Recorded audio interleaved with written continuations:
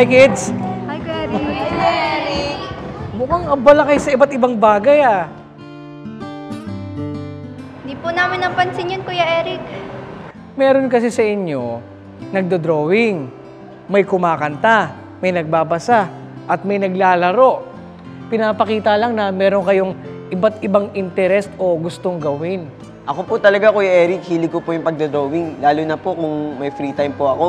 At madalas rin po akong sumasali sa mga contest. Ako naman po, Kuya Eric, ang hilig ko naman po ay pagbabasa at pagkanta. Talaga? Ikaw, Lexter, anong hilig mo? Mahilig po ako sa sports, Kuya Eric, gaya ng table tennis at basketball. Ako din po, Kuya Eric, lagi po akong sumasali kapag may competition sa sports. Marami pala tayong pwedeng gawin, ano?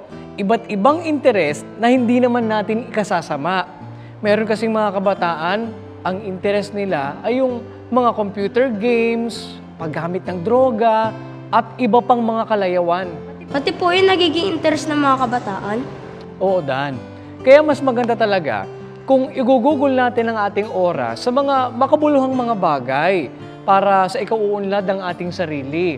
Mas mabuti, igugol natin ang ating oras sa pagbabasa ng Biblia at pakikinig ng aral ng Diyos.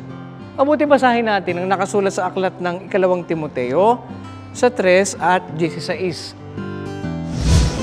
Ang lahat ng mga kasulatan na kinasihan ng Diyos ay mapapakinabangan din naman sa pagtuturo, sa pagsansala, sa pagsaway, sa ikatututo na nasa katuwiran.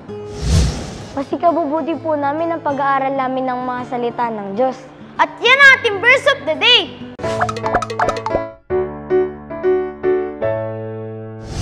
Kuya Eric, ano pa po kaya ang iba pang pinagkakaabalahan ng mga kabataan? Ano po kaya ang makabubuti o makakasama sa amin?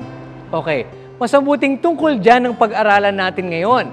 At yan ay sa pagbabalik ng KNC Show!